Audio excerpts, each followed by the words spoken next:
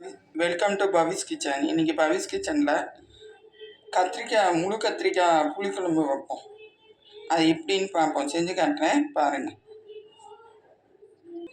கத்திரிக்காவை இப்படி நீ கட் பண்ணி வச்சுக்கணும். இந்த மாதிரி அதுக்கு ஸ்டஃபிங் பண்ண ஒரு தக்காளி, கொஞ்சோண்டு பூண்டு, திருப்பி ஒரு 20 போல் சின்ன வெங்காயம். கம்பல்சரியாக இதில் மசால் சேர்த்துக்கணும். மசால் பொடி 1 ஸ்பூன், குழம்பு பொடி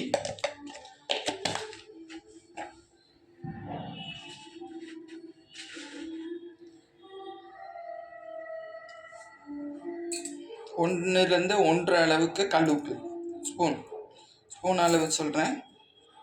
இதை கம்பல்சரியாக உப்பு மசால் பொடி சேர்த்தே ஆகணும். இல்லைன்னா கத்திரிக்காயில் ஸ்டஃப் பண்ணது பிரயோஜனம் இல்லாமல் போயிடும். அப்புறம் கத்திரிக்காயில் உப்பு உரப்பும் இறங்காது. இப்போ அரைச்சி எடுத்தாச்சு. அதில் கத்திரிக்காயை எடுத்து ஸ்டஃப் பண்ணிக்கலாம். இப்படி எடுத்து நல்லா மசாலா உள்ளே திணிக்கணும். அப்படின்னா தான் நல்லா கத்திரிக்காயில் இது பண்ண முடியும்.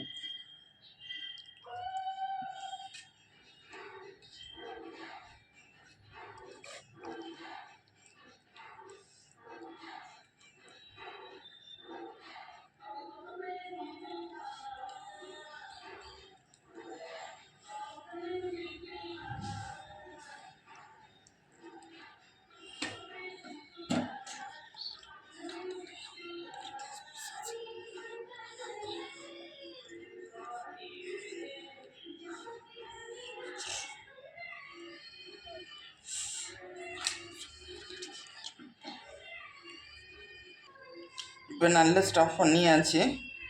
இதில் குழம்பு எப்படி செய்யலான்னு பார்ப்போம்.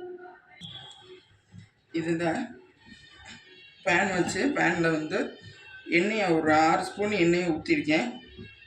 குறைக்கணுன்னா குறைச்சிக்கலாம், அது ஒன்றும் வராது. நல்லெண்ணெயில் செஞ்சிங்கன்னா நல்லா வாசனையாக இருக்கும். எண்ணெயில் 1 ஸ்பூன் கடுகு, உளுந்த பருப்பு போட்டு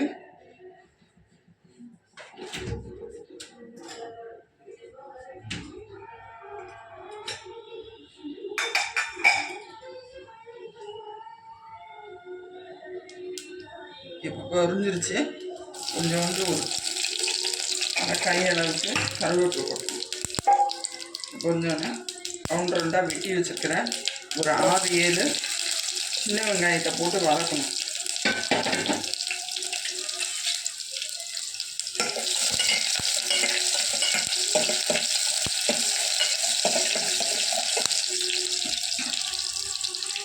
இப்போ நல்லா வெங்காயம் வதங்கிருச்சு. இப்போ ஸ்டஃப் பண்ண கத்திரிக்காவை உள்ளே சேர்க்கலாம்.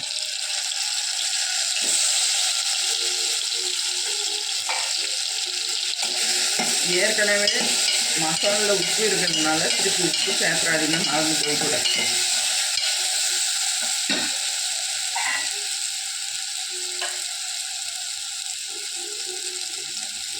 கொஞ்சோண்டு வெந்தயம் கூட சேர்த்துக்கலாம்.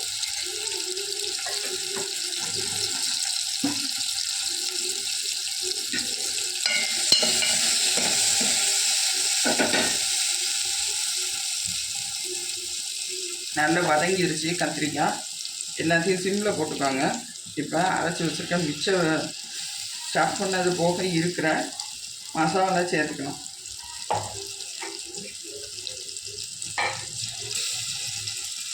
இப்போ ஜாரை தண்ணி ஊற்றி கழுவி ஊற்றிக்கணும்.